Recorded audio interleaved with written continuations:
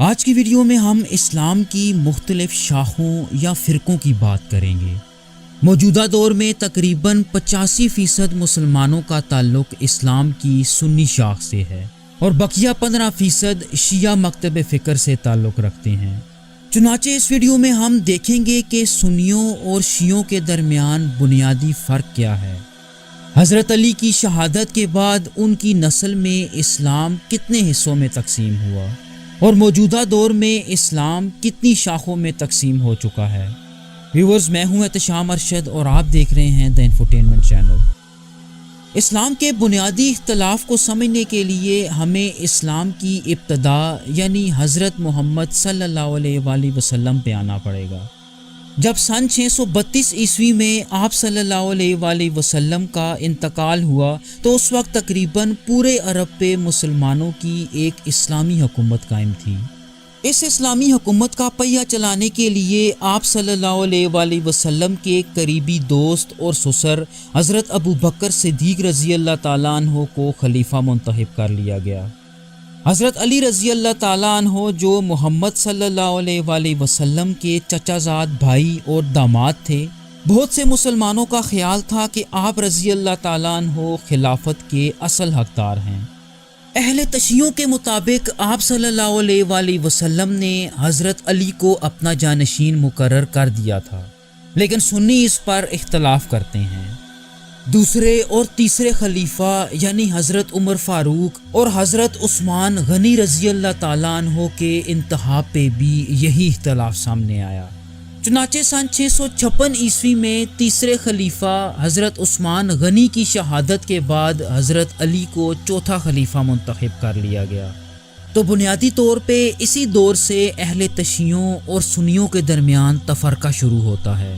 اگر ہم اس تقسیم کے بنیادی پوائنٹس کو دیکھیں تو سنی تمام اصحاب کرام کو مانتے ہیں۔ سنیوں کے نزدیک آپ صلی اللہ علیہ وآلہ وسلم کے تمام اصحاب سے روایت کردہ صحیح احادیث کو بہت اہم سمجھا جاتا ہے، جبکہ شیعہ ایک امام پہ انحصار کرتے ہیں اور ائمہ کے علاوہ وہ صرف ان اصحاب کی احادیث کی پیروی کرتے ہیں جنہوں نے حضرت علی رضی اللہ تعالیٰ عنہ کا ساتھ دیا۔ جہاں تک امامت کی بات ہے تو سنیوں کے امام وہ لوگ ہوتے ہیں جنہوں نے قرآن و احادیث کا بہت گہرائی سے مطالعہ کیا۔ البتہ شیعہ امام صرف اور صرف حضرت محمد صلی اللہ علیہ وآلہ وسلم کی اولاد سے ہو سکتے ہیں۔ سنیوں کے نزدیک امام غلطی کر سکتے ہیں، لیکن اہل تشیعوں کے نزدیک امام معصوم اور غلطی سے پاک ہوتے ہیں۔ اس کے علاوہ سنیوں کے ہاں اجماع پایا جاتا ہے، مطلب علماء کی ایک تعداد کسی بھی مسئلے پہ بحث کر کے ایک نتیجے پہ پہنچ سکتے ہیں، لیکن اہل تشیعوں کے ہاں امام کی کہی ہوئی بات حتمی سمجھی جاتی ہے۔ ویورز، سنیوں کے 4 اہم مکتب فکر پائے جاتے ہیں جن کی بنیاد 4 مشہور اماموں پہ ہے۔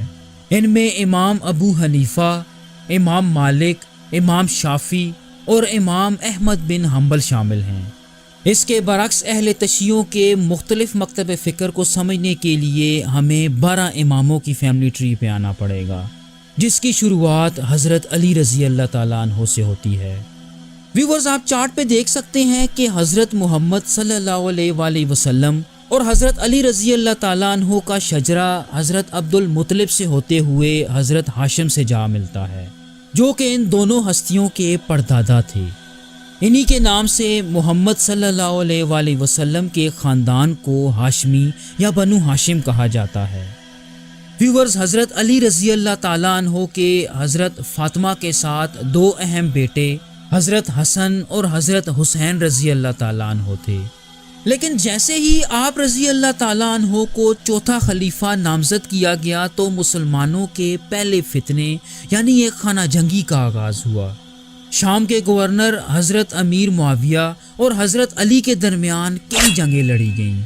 اسی خانہ جنگی کے دوران حضرت علی رضی اللہ تعالیٰ عنہ کو ایک خارجی ابن ملجم نے نماز کے دوران شہید کر دیا، جس کے بعد آپ رضی اللہ تعالیٰ عنہ کے بڑے بیٹے حضرت حسن کو اگلا خلیفہ چن لیا گیا، جو کہ اہل تشیعوں کے ہاں دوسرے امام مانے جاتے ہیں۔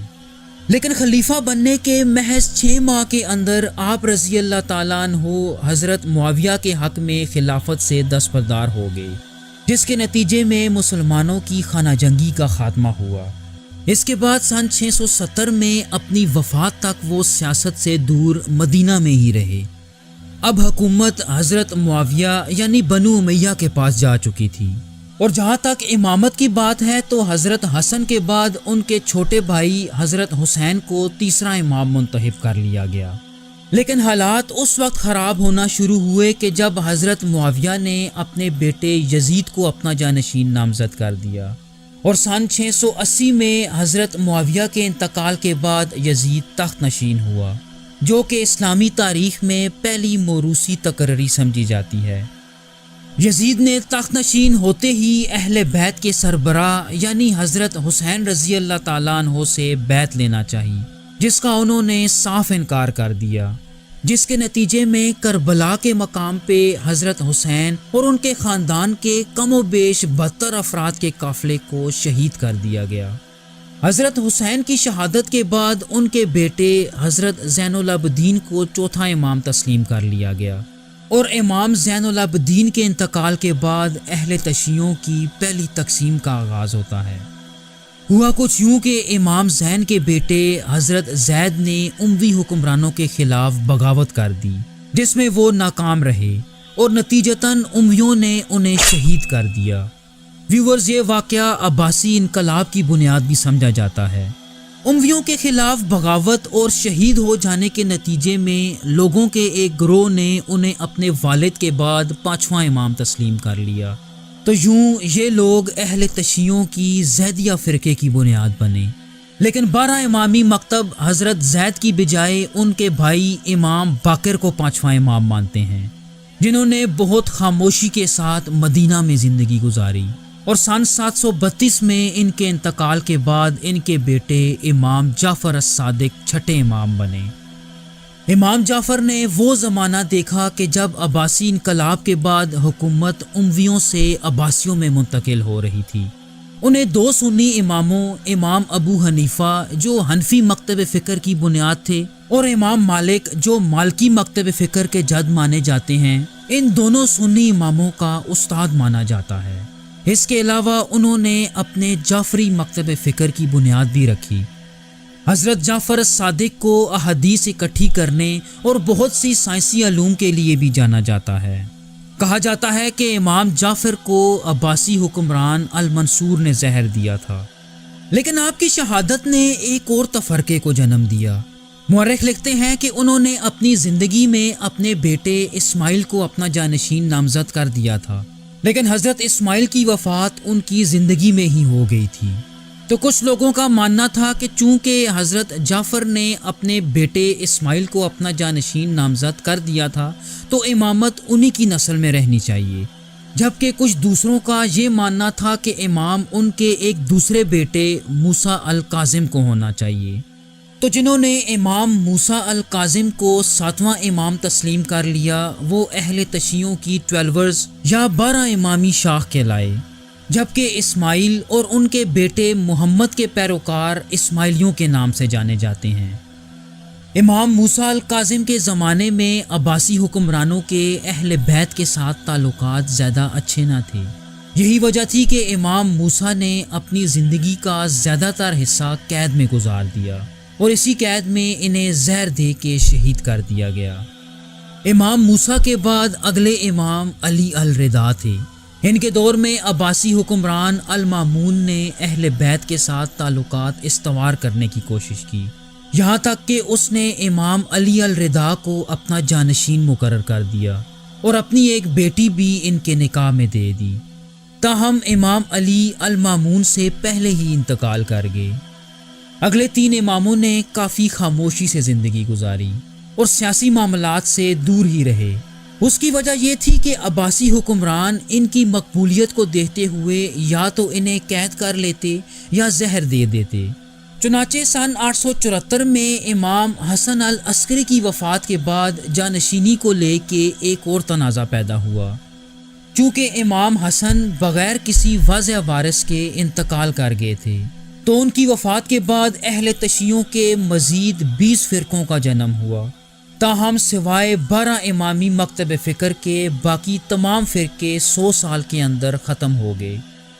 12 امامی امام حسن کے ایک خفیہ وارث محمد المہدی کے ہونے پہ یقین رکھتے ہیں، جنہیں وہ 12واں امام بھی مانتے ہیں، اور یہ مکتب فکر امام مہدی کی اس دنیا میں دوبارہ آمد پہ بھی یقین رکھتے ہیں۔ ویورز، اسلام کی مزید شاخوں کو سمجھنے کے لیے ہمیں امام جعفر الصادق پہ جانا پڑے گا۔ جیسا کہ ہم بات کر چکے ہیں کہ ان کی وفات کے بعد ان کے پیروکاروں کے ایک گروہ نے ان کے بیٹے اسماعیل کو امام تسلیم کر لیا، تو ایسے یہ گروہ اسماعیلی فرقے کی بنیاد بنا۔ ویورز، اسماعیلی مکتب فکر مزید کئی حصوں میں تقسیم ہوا۔ ان میں سے ایک گروہ کا یہ ماننا ہے کہ امامت حضرت اسماعیل کے بیٹے محمد پہ آ کے ختم ہو چکی ہے، جو کہ اسماعیلیوں کے 7ویں امام مانے جاتے ہیں۔ کیونکہ یہ لوگ صرف 7 اماموں پہ یقین رکھتے ہیں تو ان کو سیونرز یا 7 امامی شاہ کہا جاتا ہے، جبکہ ایک دوسرے گروہ کا یہ ماننا تھا کہ امام اسماعیل کی اولاد میں کئی اور امام آئے، لیکن عباسی حکمرانوں کے خطرے کی وجہ سے یہ لوگ روح پوش رہے۔ لیکن سن 904 میں عبداللہ المہدی نے اسماعیلیوں کے 11ویں امام ہونے کا دعویٰ کر دیا، اور انہوں نے اسماعیلیوں کی فاطمی سلطنت کی بنیاد بھی رکھی۔ کچھ لوگوں نے انہیں امام تسلیم کر لیا، لیکن کچھ دوسروں نے ان کی مخالفت کی، جن میں عبداللہ کرمات سر فہرست ہیں، جس نے اپنے کرامتہ مکتب فکر کی بنیاد رکھ دی۔ اس مکتب فکر کے بارے میں آتا ہے کہ انہوں نے سن 930 عیسوی کے حج کے دوران مکہ کا محاصرہ کرتے ہوئے حجر اسود چوری کیا، اور زمزم کے کنویں کی بے حرمتی کرتے ہوئے اسے لاشوں سے بھر دیا۔ اگر عبداللہ المہدی کی فاطمی سلطنت کی بات کی جائے تو ان کی نسل خلیفہ اور امام کی حیثیت سے سن 1094 تک تخت نشین رہی، جس کے بعد سلطنت کے 2 دعوے داروں کے درمیان جانشینی کو لے کے ایک اور اختلاف پیدا ہوا۔ ان میں سے ایک دعوے دار نزار تھا، جس نے اپنے بھائی مستعلی کو قید کر کے قتل کر دیا، تو یوں نزار کے پیروکار نزاری شاہ کی بنیاد بنے، جبکہ مستعلیہ شاہ کی بنیاد تھے۔ ویورز، موجودہ دور کے آغا خان نزاری شاہ سے ہونے کا دعویٰ کرتے ہیں، اور ان کے موجودہ امام شاہ کریم الحسینی یا آغا خان 4 مانے جاتے ہیں۔ جہاں تک مستعلیہ شاہ کی بات ہے تو وہ مزید 2 حصوں میں تقسیم ہوئی، جسے طیبیہ اور حافظیہ کہا جاتا ہے۔ ویورز، امید ہے آپ کو یہ ویڈیو پسند آئے گی۔ کمنٹس میں آپ کی رائے جان کر ہمیں بہت خوشی ہوگی۔ تھینک یو سو مچ۔ اللہ حافظ۔